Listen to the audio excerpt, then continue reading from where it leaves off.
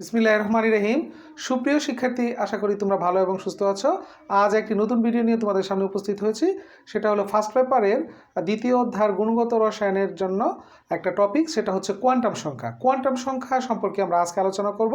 যেহেতু প্রতি বছরই কোয়ান্টাম সংখ্যা থেকে পরীক্ষায় প্রশ্ন আসে, সৃজনশীল প্লাস এমসিকিউ, সেজন্য আজকের আমাদের এই গুরুত্বপূর্ণ পার্ট হিসেবে কোয়ান্টাম সংখ্যা রয়েছে। যে কোয়ান্টাম সংখ্যা কি, কত প্রকারের কোয়ান্টাম সংখ্যা রয়েছে এবং কোয়ান্টাম সংখ্যার এত প্রয়োজন কেন, এবং কিভাবে আমরা এই কোয়ান্টাম সংখ্যাগুলো নির্ণয় করতে পারবো, এতগুলি বিষয় আমরা আজকের এই ভিডিওতে আলোচনা করব।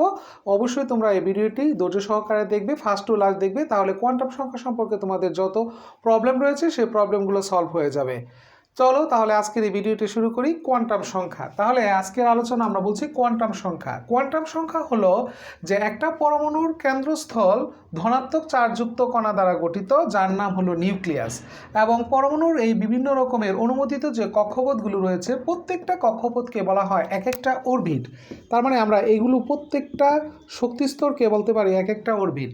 আর এই অরবিটগুলোর ভিতরে কোনো একটা অঞ্চলে যেখানে ইলেকট্রনের ঘনত্ব সর্বোচ্চ 95% ঘনত্ব থাকে, যে ঘনত্ব অঞ্চলে সাধারণত আমরা ইলেকট্রনকে পেতে পারি, এই ইলেকট্রনকে পাওয়ার যে সর্বাধিক সম্ভাব্য অঞ্চল, ধরে নিই আমরা এইখানে ইলেকট্রনের ঘনত্ব অঞ্চল হলো 95%, যেখানে ইলেকট্রনকে আমরা পেতে পারি, এই অঞ্চলটার নাম হলো অরবিটাল বা উপশক্তি স্তর। সেজন্য আমরা যেহেতু কোয়ান্টাম সংখ্যা ব্যাখ্যা করব, সেজন্য অরবিট এবং অরবিটালের আমাদের কিছুটা ধারণা প্রয়োজন। সেজন্য আমরা এটা ধারণাটা দিয়ে নিয়েছি। অর্থাৎ এই যে অনুমোদিত যে কক্ষপথগুলো রয়েছে, এই কক্ষপথগুলো দেখতে কেমন, এই কক্ষপথগুলোর আকার কেমন, এই কক্ষপথের ওরিয়েন্টেশন বা ত্রিমাত্রিক বিন্যাসটা কেমন, এবং তাদের এই বাহিরের কক্ষপথে যে ইলেকট্রনটা ঘুরছে, এই ইলেকট্রনটা কি ঘড়িকাঁটার দিকে ঘুরছে নাকি ঘড়িকাঁটার বিপরীত দিকে, এইসব বিষয় ব্যাখ্যার জন্য যে সংখ্যাগুলো সম্পর্কে আমরা ধারণা পাবো, সেই সংখ্যাগুলোকে একত্রে বলা হয় কোয়ান্টাম সংখ্যা।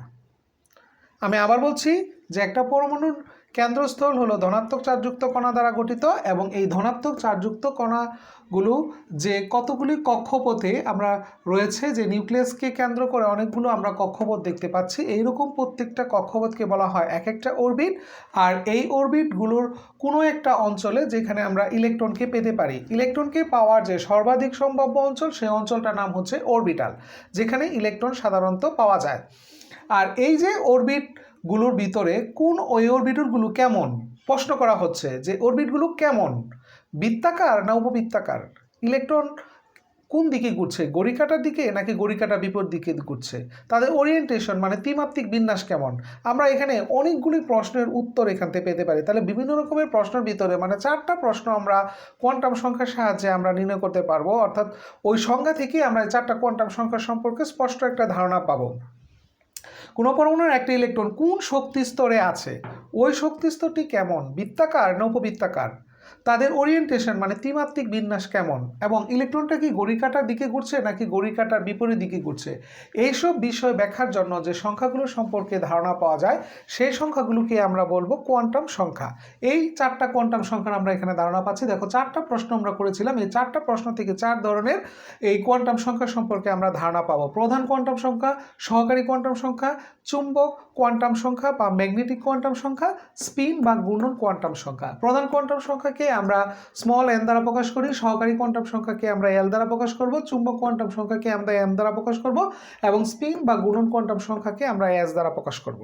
তাহলে এই যে আমরা 4টা কোয়ান্টাম সংখ্যা পাচ্ছি, এই 4টা কোয়ান্টাম সংখ্যার সিগনিফিকেন্স 4 রকমের।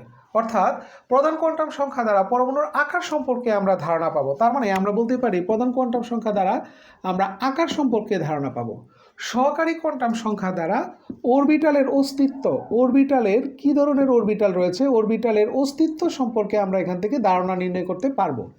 ম্যাগনেটিক বা চুম্বক কোয়ান্টাম সংখ্যা দ্বারা ত্রিমাত্রিক বিন্যাস সম্পর্কে আমরা ধারণা পাবো। আর স্পিন কোয়ান্টাম সংখ্যা দ্বারা ইলেকট্রনের ঘূর্ণনের দিক সম্পর্কে আমরা ধারণা নির্ণয় করতে পারবো। দেখো একটা ইলেকট্রনকে যদি আমি পরিপূর্ণভাবে বিবেচনা করতে চাই, তাহলে আমাদের এই 4টা কোয়ান্টাম সংখ্যা সম্পর্কে যদি আমরা একটা স্পষ্ট ধারণা নেই, তাহলে এই 4টা কোয়ান্টাম সংখ্যা থেকেই আমরা সবগুলো তথ্য এখান থেকে পারবো। তাহলে একটা ইলেকট্রনকে সঠিকভাবে বিশ্লেষণ করার জন্য আমাদের এরকম প্রধান বা সহকারী বা চুম্বক বা স্পিন কোয়ান্টাম সংখ্যা সম্পর্কে যদি আমাদের একটা ধারণা থাকে, তাহলে সেইগুলো সম্পর্কে আমরা একটা ইলেকট্রনের পরিপূর্ণভাবে বিবেচনায় এনে তার পরিচিতি আমরা দিতে পারি। অনেক সময় পরীক্ষায় প্রশ্ন আসতে পারে যে একটি ইলেকট্রনের পূর্ণ পরিচিতির জন্য 4টি কোয়ান্টাম সংখ্যার কেন প্রয়োজন হয়। তাহলে এই 4টা কোয়ান্টাম সংখ্যার সিগনিফিকেন্স 4 রকমের, অর্থাৎ তথ্য থেকে আমরা কি পাবো? প্রধান কোয়ান্টাম সংখ্যা n এর মান দ্বারা পরমাণুর আকার সম্পর্কে ধারণা পাবো। সহকারী কোয়ান্টাম সংখ্যা l এর মান দ্বারা আমরা আকার সম্পর্কে ধারণা পাবো, সেটা হলো আকৃতি, অর্থাৎ অরবিটালের অস্তিত্ব রয়েছে, কি ধরনের অস্তিত্ব রয়েছে, অর্থাৎ কি অরবিটাল আমরা পাবো সেই অরবিটালগুলোর অস্তিত্ব সম্পর্কে, যেমন 1s না 2s নাকি 2p না 3s, এই ধরনের অরবিটালের অস্তিত্ব, মানে এখানে আমরা আকৃতি সম্পর্কে ধারণা নিতে পারবো। আর চুম্বক বা ম্যাগনেটিক কোয়ান্টাম সংখ্যা দ্বারা ত্রিমাত্রিক বিন্যাস মানে ওরিয়েন্টেশন সম্পর্কে আমরা একটা ধারণা পাবো।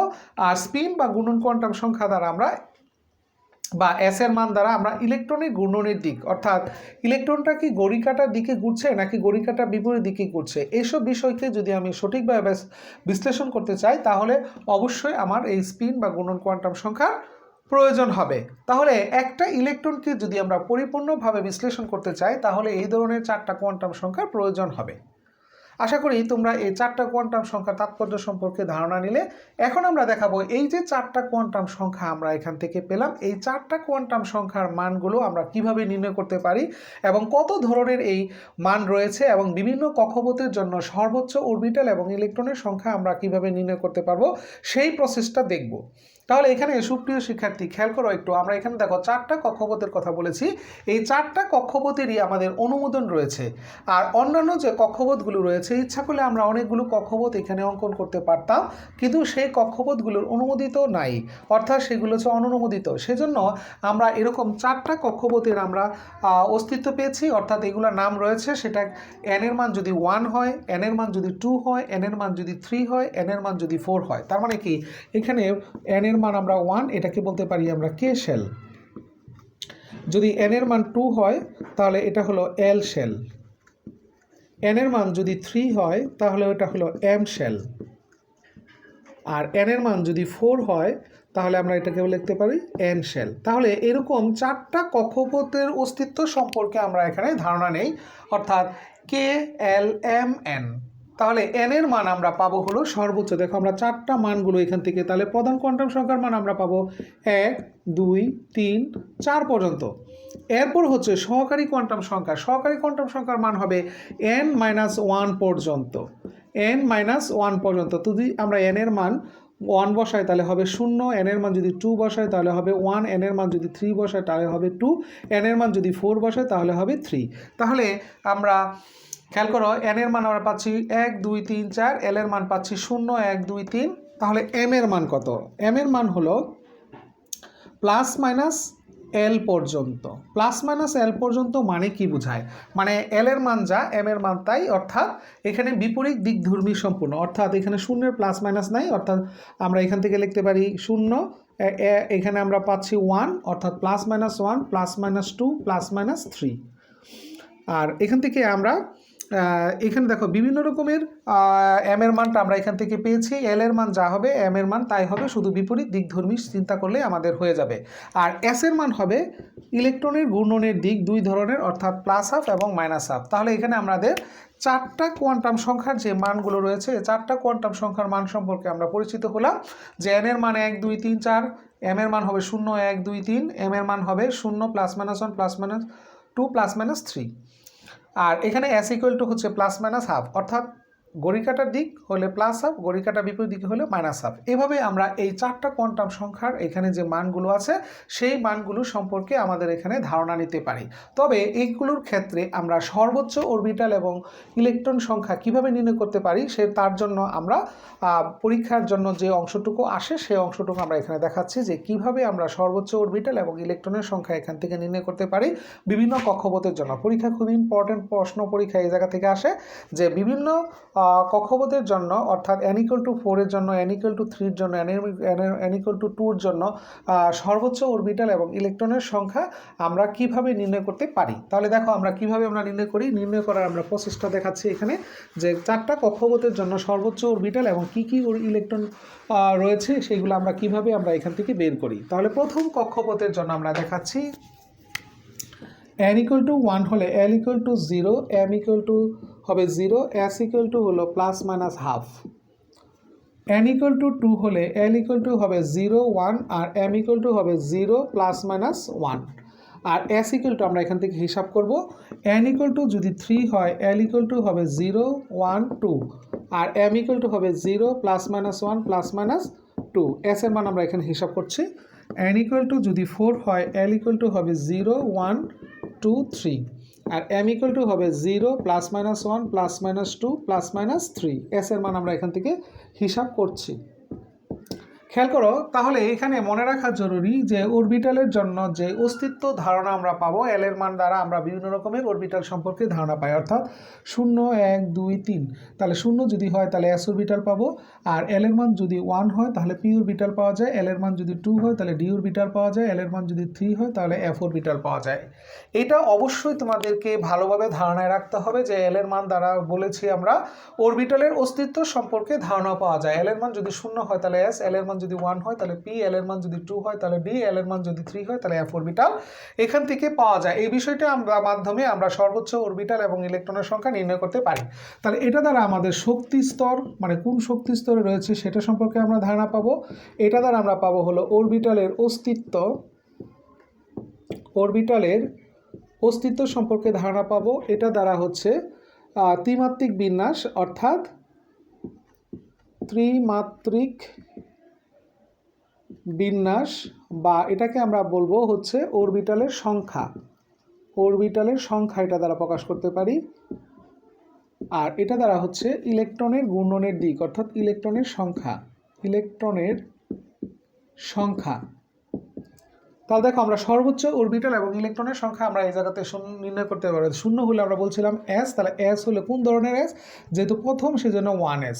তাহলে এখানে 0 মানে একটা মান, সেজন্য অরবিটাল রয়েছে আমাদের একটি আর ইলেকট্রন হলো আমাদের দুইটি, অর্থাৎ একটা ইলেকট্রনের ঘূর্ণনের দিক থাকে হয় ঘড়ি কাঁটার দিকে না হলে ঘড়ি কাঁটার বিপরীত দিকে। তাহলে আমরা s এর মান পাচ্ছি এখানে দুইটি, অর্থাৎ প্রথম শক্তি স্তরে অরবিটাল রয়েছে 1s এবং এখানে অরবিটালের সংখ্যা হলো একটি এবং ইলেকট্রনের সংখ্যা হলো দুইটি।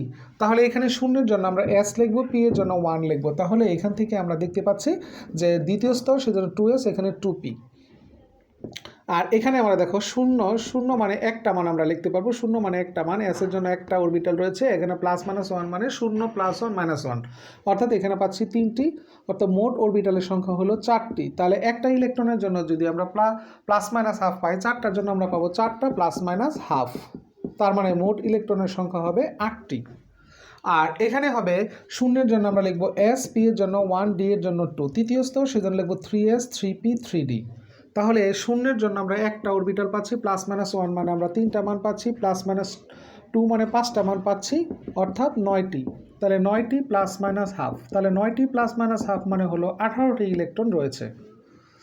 আর 0 জন্য আমরা পাবো s, p এর জন্য 1, d এর জন্য 2, f এর জন্য 3। তাহলে এই জায়গা থেকে আমাদের প্রত্যেকটা জিনিস এখান থেকে আসবে। যেহেতু চতুর্থ স্তর সেজন্য আমরা লিখবো 4s, 4p, 4d, 4f। আর এখানে 0 জন্য 1 প্লাস মাইনাস 1 মানে হলো 3টি, প্লাস মাইনাস 2 মানে 5টি, প্লাস মাইনাস 3 মানে হলো 7টি, মোট হলো 16টি। তাহলে এখানে লিখবো আমরা 16টি প্লাস মাইনাস হাফ মানে হলো 32টি ইলেকট্রন রয়েছে। তাহলে খেয়াল করো সুপ্রিয় শিক্ষার্থী, যে আমরা যদি বলে যে কোনো একটা কক্ষপথের জন্য সর্বোচ্চ অরবিটাল এবং ইলেকট্রনের সংখ্যা আমরা আবার কীভাবে নির্ণয় করতে পারি, এই সর্বোচ্চ অরবিটাল এবং ইলেকট্রনের সংখ্যা যদি আমরা নির্ণয় করতে চাই তাহলে আমরা এই প্রসেসের মাধ্যমে একটা কক্ষপথের জন্য কতগুলি ইলেকট্রন রয়েছে, কতগুলি অরবিটাল রয়েছে সেটা আমরা এখান থেকে নির্ণয় করে নিতে পারবো। তাহলে এইভাবে আমরা কোয়ান্টাম সংখ্যার সর্বোচ্চ অরবিটাল এবং ইলেকট্রনের সংখ্যা যে কোনো কক্ষপথের জন্য পরীক্ষায় তোমার আসতে পারে।